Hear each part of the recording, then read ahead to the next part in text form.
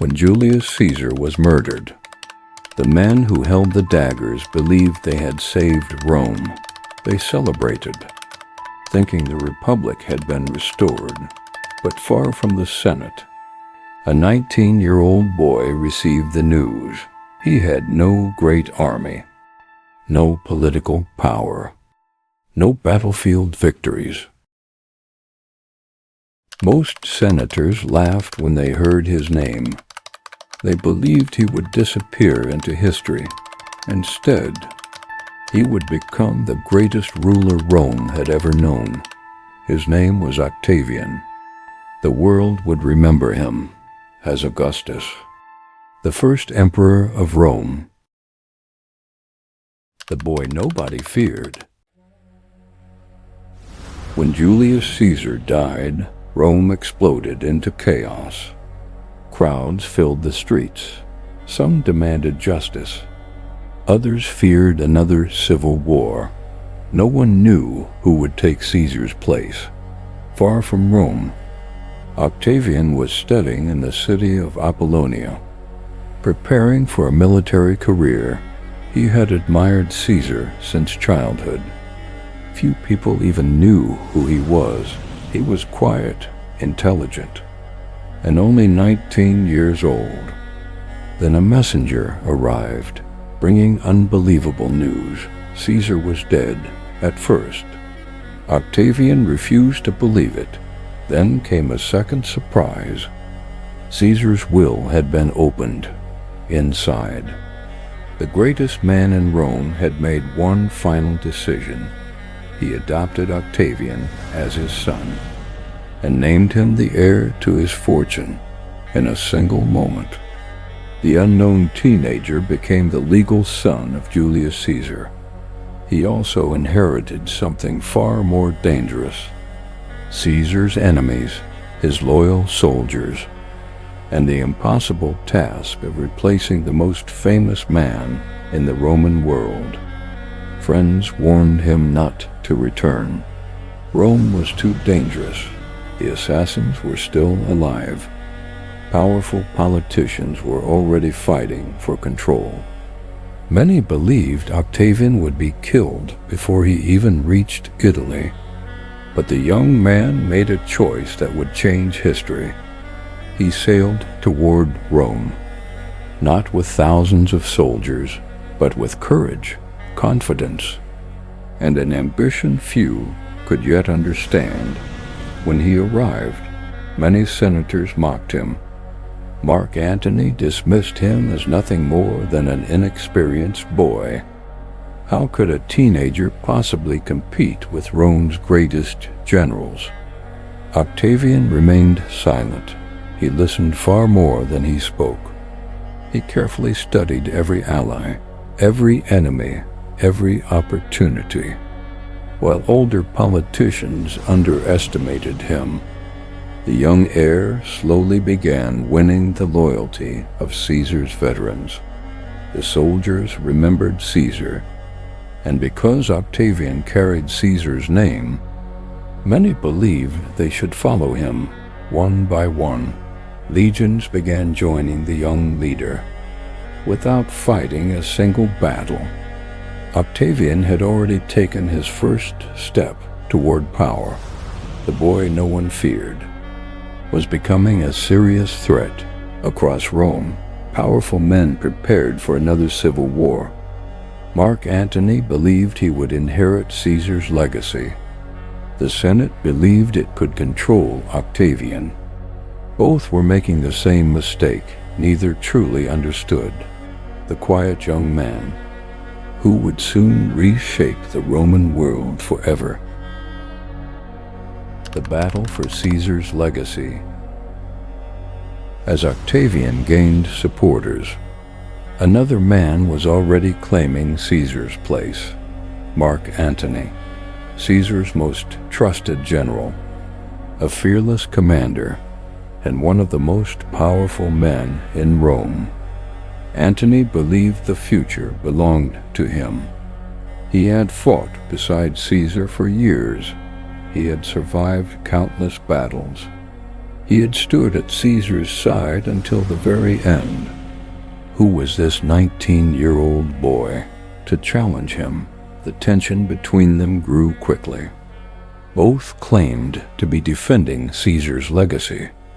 Both sought the loyalty of Rome's legions, and both knew only one could emerge as Rome's leader. The Senate watched the rivalry carefully. Many senators feared Antony's growing influence. They believed Octavian could be used against him. Perhaps, they thought, the young heir could weaken Antony and then be pushed aside. It seemed like the perfect plan. The Senate gave Octavian authority, money, and political support. For the first time, the young man commanded soldiers in his own name. The Republic believed it controlled him. But Octavian had plans of his own.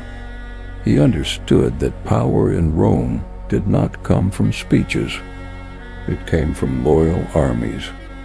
Every veteran who had once followed Caesar was now forced to choose. Some marched beneath Antony's banners. Others followed the young heir. Families became divided. Friends stood on opposite sides. Rome was once again moving toward civil war. Then the first battles began. Octavian's forces fought alongside the Senate against Antony. The fighting was brutal. Thousands of Roman soldiers died, not against foreign enemies, but against fellow Romans. Although Antony suffered setbacks, the war proved something important. Octavian was no longer just Caesar's adopted son. He had become a military commander, and more importantly, his soldiers respected him. Back in Rome, the Senate celebrated its temporary success. Many believed Antony's career was finished, but they had made the same mistake again. They underestimated both men. Antony escaped, regrouped his remaining forces, and prepared for another campaign. Meanwhile, Octavian watched everything carefully. He realized something the senators did not. If Antony remained alive, Rome would never know peace. But destroying Antony alone would not be enough. There was still another enemy, a far more dangerous one, Marcus Brutus, the man who had helped kill Julius Caesar. Brutus and Cassius had raised powerful armies in the eastern provinces. Together, they commanded nearly 20 Roman legions. Their goal was simple: restore the Republic, defeat every supporter of Caesar, and erase his legacy forever for Octavian. The choice was now clear. If he truly wished to honor his adoptive father, he would have to defeat the very men who murdered him. History was preparing for one of the greatest confrontations of the ancient world, not between Rome and a foreign empire, but between Romans themselves. Enemies became allies. Old rivalries were set aside, because one truth had become impossible to ignore. Before Octavian and Antony could fight each other, they first had to destroy the assassins of Julius Caesar. The road now led east, toward the plains of Philippi, where the fate of Rome would once again be decided by the sword. The Battle of Philippi. In 42 BC, the armies finally met on the plains near the city of Philippi. Never before had so many Roman soldiers prepared to fight one another. On one side stood Marcus Brutus and Gaius Cassius, the men who believed they had saved the Republic. Together, they commanded nearly 100,000 soldiers, experienced, disciplined, and determined to finish what they had started in Rome. Facing them was an uneasy alliance.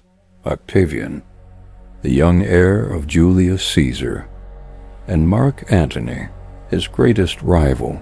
The two men trusted each other very little, but both understood that Caesar's assassins had to be defeated. Before either could claim Rome, the battlefield stretched for miles. Thousands of shields reflected the morning sun. War banners waved above endless ranks of legionaries. The silence before the battle felt almost unbearable. Every soldier knew Rome itself would be decided here. Then the horns sounded, and the ground began to shake. As tens of thousands of men marched toward each other, steel crashed against steel. Pylons filled the sky. Dust covered the battlefield. The fighting lasted for hours. Mark Antony launched a fierce assault against Cassius. His veterans broke through the defensive lines. Cassius watched his army begin to collapse, believing everything was lost. He made a tragic decision rather than be captured. He ordered one of his own officers to kill him, but Cassius had been wrong. Only part of the battlefield had been defeated. Brutus was still fighting, and in another section of the battlefield, his forces had actually pushed Octavian's army backward.